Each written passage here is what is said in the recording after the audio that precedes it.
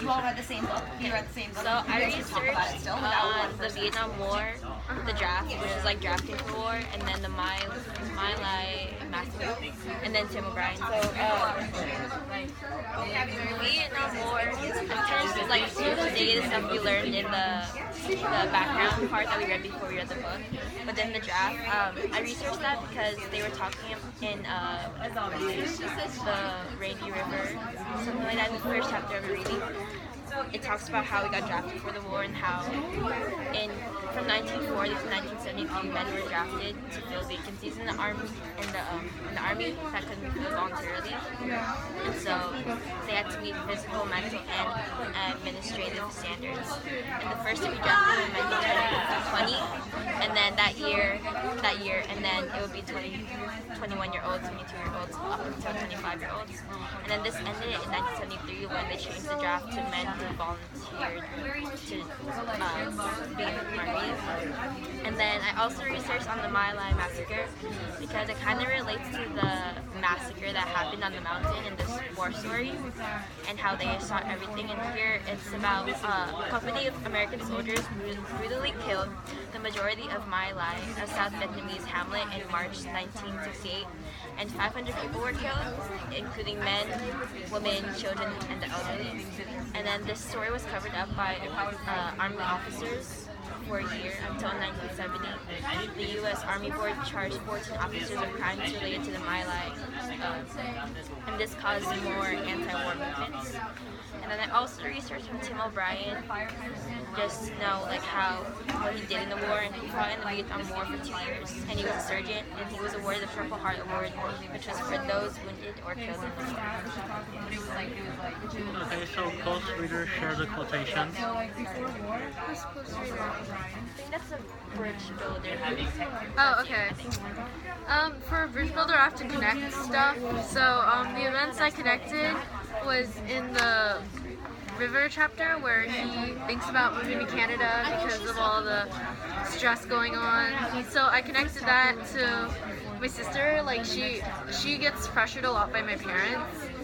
So even though it isn't as like intense as the war, but she still like thought about running away. And another event from the book was when he realized that Canada had just become a pitiful fantasy, like quote from the book. So I connected that to the world, like when the Europeans came to America, the Native Americans thought they were gods, and then they turned out to be like people that eventually took their land, and so it just became a false hope. And the last event that I chose was when Strunk, he lost his leg. In a novel, I think it was called Adrift, but like what happened in there was this girl named Steph, she got her arm bitten off, and then it's pretty much the same story, so like I just connected it to that. So wait, did you get a task, or did you just... Why don't you go? So you messed up the order, but it's okay. You don't have a close reader, so you could just read the questions. So what was the conflict that Tim O'Brien was facing when he was drafted for the war?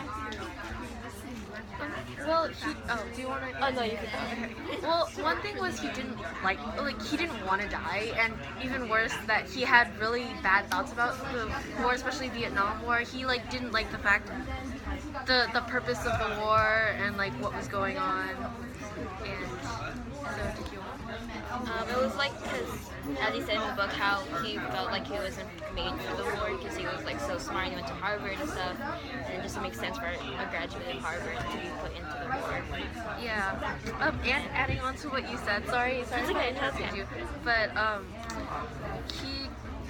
he also... He wanted to run away, but then there was also that fear of being exiled by his friends and family, and he just didn't want to be. He had a whole life, but he didn't want to give it away. He didn't want to. Yeah. So. Kyle, do you have anything to add? No, not really. Okay. So, if you remember, why was Jensen worried about Lestrade after he broke his nose?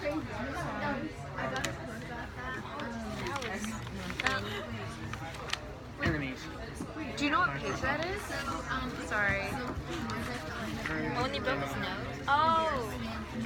Not when he...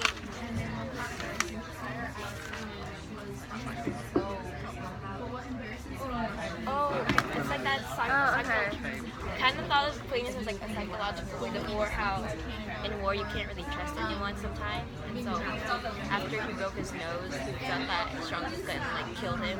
Sometimes he was really, really paranoid and he kind of went crazy. And sorry. Oh, why do you think he got angry with his nose? Why was Jensen so worried about Lestrade? Oh yes, as I said, like he felt like he might have like gotten revenge on him, but maybe worse. So he was very paranoid, and it kind of relates to war, how you can't really trust that many people, and they don't know what's gonna happen next, because like sometimes your allies can be turned into enemies. Okay. Does anyone else have anything to add? No. Do you have any more questions? Yes. If you remember at the end of Friends, when Lestrade died, why was Jensen relieved to hear that Lestrade died? Well, I feel like it was because he was like in a lot of pain. Like, I mean, he just got his leg kind of like sliced off, kind of blowed off. Yeah. So, well, I guess it was kind of because he was in a lot of pain, and also that, yeah. I read something. It was like where is it? Like they said something like if someone gets hurt, they would save them from pain or something like that and just kill them instead. Yeah. And so like he didn't, because they were like friends already and couldn't just kill him even if he was injured. So he felt like relief when he learned that he died. But it's like kind of weird because like you're happy your friend died, but you're kind of like you shouldn't be. But like he's happy that he didn't have to kill him. Yeah. Yeah. Yeah. Not only that, but it would also be a liability to the team. Like if somebody was hurt and they were like surrounded, like that would make it a lot also worse. So why does Tim O'Brien feel that any moral in a war story is a lie? Because war stories are never actually about war. Like as he said, it's like a true war story isn't really true and how it's actually a love story, which is because like love stories are never actually true either. And it's like war stories are never actually about war, so if there's a moral in it, that's probably you're not probably listening to the right part of the story.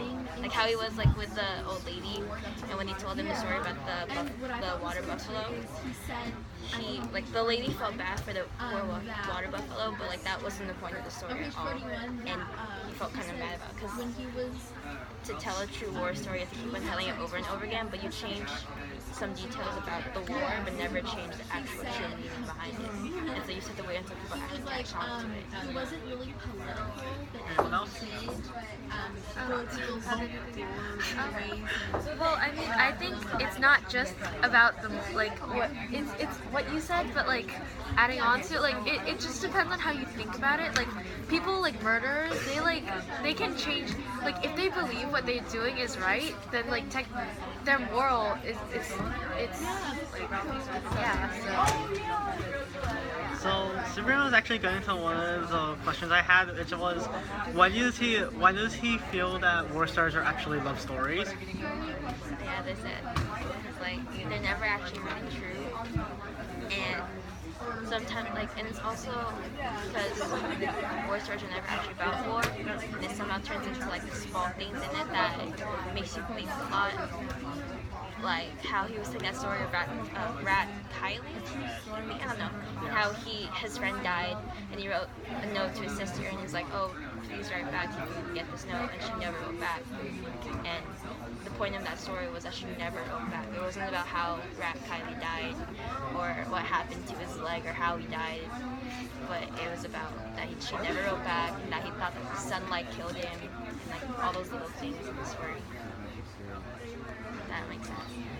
Yeah, it's really good. So why did you feel that Rat Kylie was shooting at the water buffalo? I didn't understand it.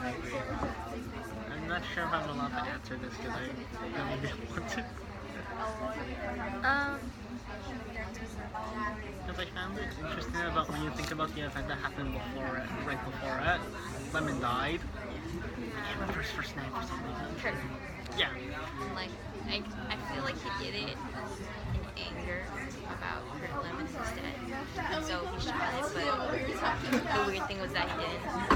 It took forever for him to like die. And I don't even know if he actually died yet, but they just said like he's barely alive, only through his eyes. And that got me thinking, but I didn't know what to think about when they were said. At the end, it was like somebody kicked the baby buffalo. It was still alive, though just barely just the eyes. Yeah, so they threw it in a well. And I assume it died from fall or drowning, depending on what's in the well. I kind of thought of it as like people, like their bodies are dead, but their story isn't, or like their soul. Like they live on forever, just as their bodies, like their physical of them isn't. Anyone else have anything to say about it? Wish Kyle would actually say something. Did you read? How much did you read? I only read up to like page 40. Oh, that's right before I signed. Okay. So at the end of the this Rainy River. Yeah, on the Rainy River. If you remember, Tim O'Brien states that he was a coward at the very end. So why do you think that he was referring to himself as such? I felt like he thought of himself as a coward because he was just going into war to not risk the embarrassment of escaping. You get what I'm trying to say? Yeah, that was good. Like, you know how he was embarrassed when he saw he was like that hallucination when he was like, oh, the land is just 20 feet away, I can just swim and run away. But he couldn't. It's like he couldn't decide what was right, what was wrong. And he knew that if he did do it, he would be embarrassed and he would have to like live with that guilt forever. But even if he did do it, he wouldn't have to go into war and risk his life. The interesting thing is that this is the second time you actually hear of embarrassment being a motivation. Yeah. Because earlier in the book it states that none of them were there for glory or honor. They were all there because they were afraid of being embarrassed, of not being there. And I talked about that in my word choice. No, in my reading journal, how fear was like a common theme throughout the book. How no one was actually there in the war to fight for their country. Like they were just there to do it because they were scared they would be like looked upon badly. But either way, they would be looked upon badly because when they come back, I'll make them and everything. Because no one stand up like that. Yeah. Anyway.